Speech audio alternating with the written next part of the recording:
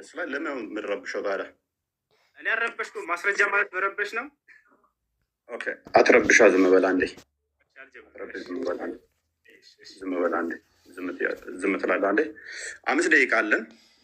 በደንብ አስተውሉ። እንጀምራለን። ምንም ምክንያት ለማሳጣት ነው። ምክንያት ለማሳጣት ነው። ኡስታዙን ማለት ነው። አስጀምር ደቂቃ አለና ሀሳብን ጀምር። እፎይ ፕሊስ ጣልቃ አትግባብኝ። ጣልቃ አትግባ። ምንም ጣልቃ መግባት አይጠበቅብህም።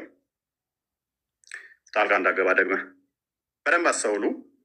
ወንድማችን 5 ደቂቃ ነው ያለው። ይህ አስጀምር ያለኝ በስመ አብ ወወልድ ቅዱስ ሥላሴ አምላክ። እግዚአብሔር በነቢያትና በሐዋርያት የተሰበከ አምላክ ነው። እርሱም ደግሞ ቅዱስ አምላክ ነው። እኔ አምላካችሁ እነሆ ከግብፅ ምድር ያወጣኋችሁ እግዚአብሔር ነኝ። እንግዲህ እኔ ቅዱስ ነኝና እናንተ ቅዱሳን ሁኑ ይላል። ስለዚህ አምላካችን እግዚአብሔር ቅዱስ የሆነ ሕያው አምላክ አለን ማለት ነው። እንደ እስልምናውስ ሳሂህ አልቡኻሪ 49:59 ላይ ኦ ሙሐመድ አይ ቲንክ ዩር ሴጣን ሃዝ ፎርሴከን ዩ ፎር አይ ሃቭ ኖት ሲን ሂም ዊዝ ዩ ፎር 2 or 3 nights። ኦ ሙሐመድ ወይ ሴጣኔ ተወህ ይመስለኛል ተብሎ ሲጠየቅ ለ3 ቀን ለ2 ቀን አብረው አላየሁትም ሲባል ሙሐመድ አላህ ምን አወረደ? በረፋዱ ምላለው በሌሊቱም ጸጥ ባለ ጊዜ ጌታ አላሰናበተህም አልተወህም። የሙሐመድ ጌታው ማን ነው? ሴጣን ነው ማለት ነው። አስፈራሪ ማን ነው? አንተ አስፈራሪ ብቻ ነህ ይለዋል ሙሐመድ።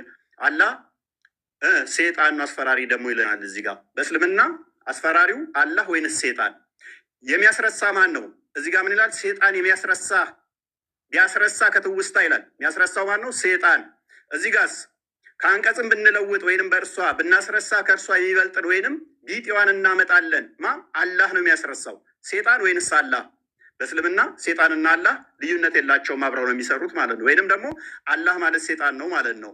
ኦኬ ሱራ 11:119 ላይ ገሃነም የምትሞላው በሰውና ባጋንንት ነው ይለናል። ቡሃሪ 48:48 ደግሞ አላህ እግሩን ሲከት ነው ገሃነም የምትሞላው ይለናል።